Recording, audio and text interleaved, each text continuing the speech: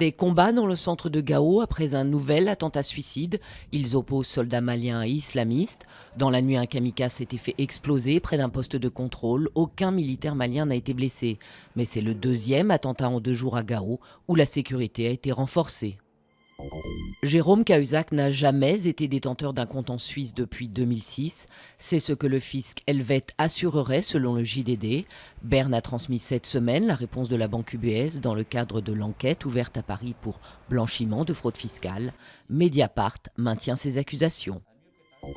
Les enseignes françaises procèdent à leur tour au retrait de produits surgelés susceptibles de contenir de la viande de cheval. Lasagne, cannelloni ou hachis parmentier, entre autres, sont concernés.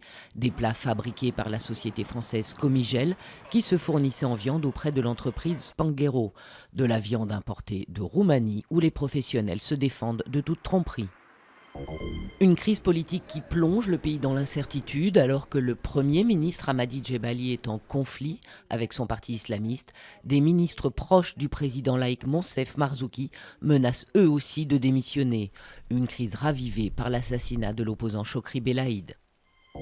L'Asie fête la nouvelle année lunaire, explosion de feux d'artifice et de pétards ou prières dans les temples pour cette entrée dans l'année du serpent, un signe associé à la sagesse dans le zodiaque chinois, mais une année qui pourrait être houleuse selon les astrologues.